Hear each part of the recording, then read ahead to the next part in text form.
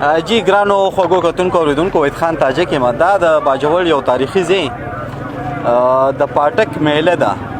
د پښتنو په ټولو علاقو کې دغه رنګ ځای په ځای میلې لګي.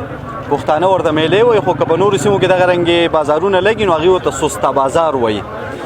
دلته په دې میله کې د ژوند د بنیادي ضروریاتو هر شی میلاویږي.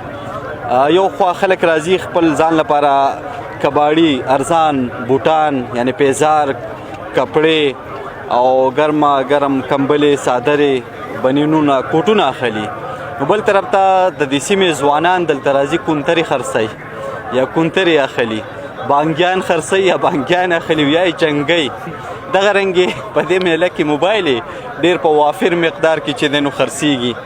او د دې میلې چې خپل ځانګړی پهچان کم جوړ دی نو هغه دوه خبرې دي. یو خو څاروي دلته ډېر زیات خلک راولي او خرڅوي، او د دې ځای څاروي د ملک نورو سیمو ته ځي او هغلته په خصوصي توګه چیلي چې کوم دي نو هغه د دې سیمې ډېر مشهور دي.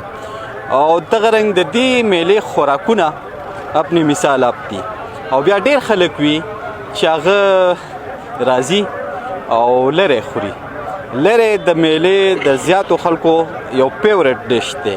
هغې نه علاوه دلته سیخان، دلته میان، کباب، چولې، کیرو، ملیانې، شربتونه، یخ د ګوړې، بیا به کې اواز کوي بېګاله به مړې، کنه دا قسم خوراکونه کوي. دې میله کې که یو خوا خوراکونه کېږي، خلقو ته تفریح یو موقع په لاس ورغلې ده، ارزان شیان پکې میلاویږي. نو بل خوا چې دی نو د دې ځای ماحول هم ډېر ګډوډ دی. دلته ځای په ځای د سقا اوبو ډنډونه جوړ شوي دي، او د هغې وجه دا ده چې د میلې نه نکاسیاب نشته.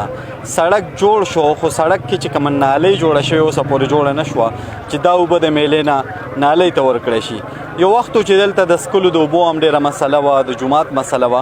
اوس هغه مسلې ستونزې چې کومې دي هم په اوارېدو دي، د اوبو مسله هم او د جومات مسله هم.